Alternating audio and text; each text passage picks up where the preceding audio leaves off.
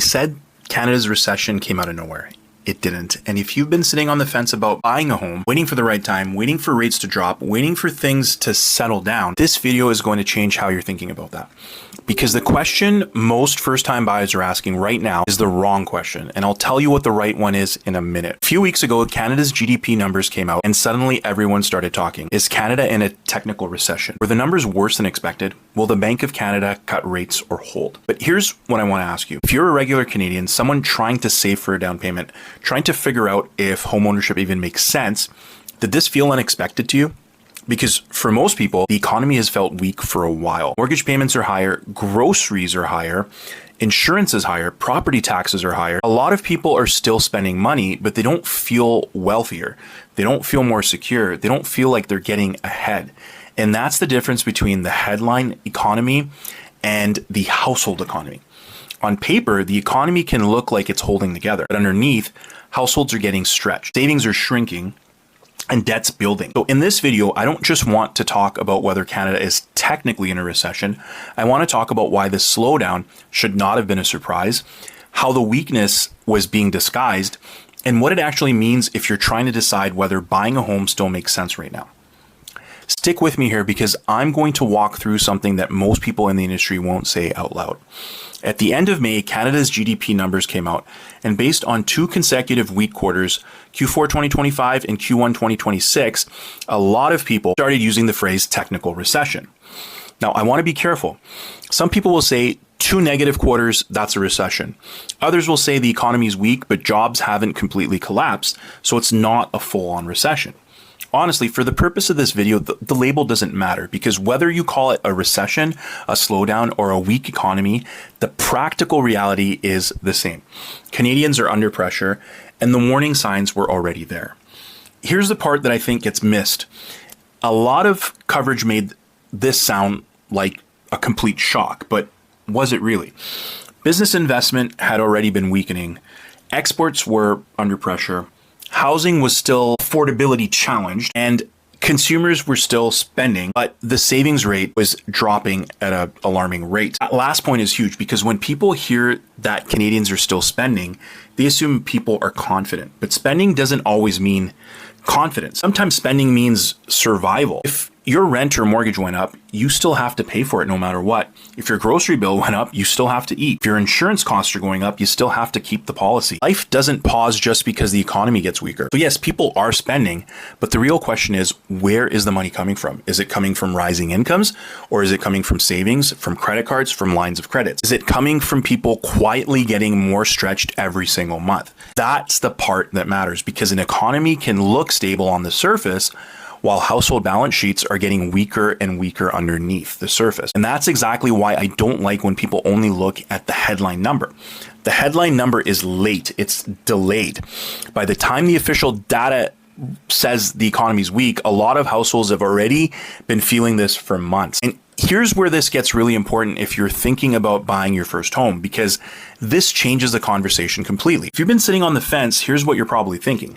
Should I wait? Will prices drop? Will rates come down? Is now the worst time to buy? I get it, but I want to reframe something for you. A weak economy doesn't automatically mean don't buy, and it doesn't automatically mean buy now either. It means that the stakes of getting this wrong are higher. On the one hand, a weaker economy can create opportunity. You may see less competition, sellers may get more realistic, some properties may sit for longer, and yes, you may eventually see rates improve. But on the other hand, a weak economy creates real risk for buyers who aren't prepared. Lenders may get more cautious, your income documentation matters more, your debt levels matter more, your emergency fund matters more. So the question is not just, can I qualify? The real question is, can I safely own this home if the economy gets worse before it gets better? That's a different conversation. And it's the conversation that most first-time buyers didn't have during the low rate years, when people made decisions based on the monthly payment looking manageable. But the structure behind the decision wasn't always what made sense. Short-term thinking, maximum borrowing, no emergency fund, no room for repairs, no room for income disruption, and a rainy day. And now we're seeing why that matters. A mortgage is not just a rate, it's a financial structure. And in a weak economy, weak structures get exposed. So what do you actually do with all this? Here's the practical side, and this is where it gets useful. What to do now, there's 5 things. One is ask the right question. Stop asking, is now a good time to buy? Start asking, if I buy now, can I handle the worst case scenario? What happens if your income changes? What happens if rates don't fall as fast as everyone expects? What happens if you need a major repair in a year or two? If you can answer those questions confidently, that's your green light.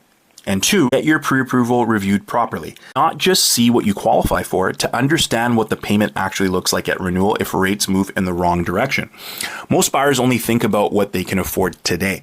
Smart buyers think about what they can handle in a year, 3 or 4 down the line, and what things are going to look like possibly, and make expectations of how that's going to look and see if you can handle it. Number 3, know your numbers. Really know your numbers. Not the vague version, the real version.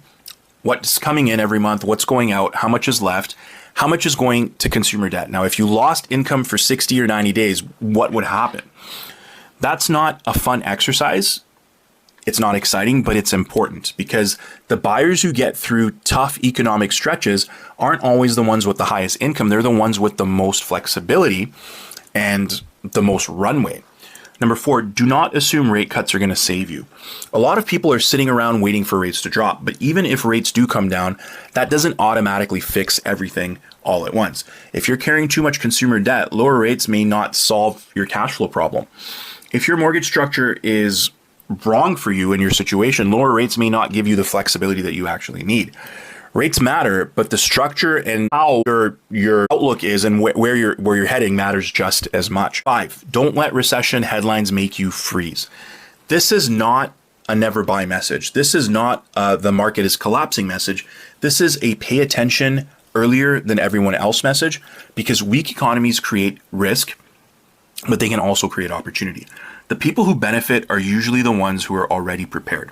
They know their numbers, they've had their financing reviewed, they have realistic expectations, they don't chase every headline, and they don't wait until they're desperate before asking for advice. Here's the real lesson here. Canada's slowdown was not some shocking surprise. The warning signs were there. They were just easier to ignore when the headline numbers still looked okay. But now that headlines have caught up, if you're a first-time buyer, this is your reminder. Buying a home is not only a decision for rates and whether or not the payment can make sense. It absolutely is important, but there's so many other things to take into account, structure among other things. And over the life of your mortgage, the biggest mistakes don't come from being slightly off on a rate prediction. They come from having the wrong structure and not understanding your cash flow, or making a rush decision under pressure. So if you're trying to figure out whether buying in this environment makes sense for you, reach out. We can sit down, go through your actual numbers, and figure out what a safe purchase price looks like for your situation and what you're comfortable with. No pressure at all, no pitch. We just want to provide you with clarity. And if you're wondering what to do next, I've put together a full framework in video format that breaks down exactly what the best steps to take when you're shopping for the right property and trying to obtain financing. The link is here in the description. I've added it there. I'm Aleem. See you on the next one.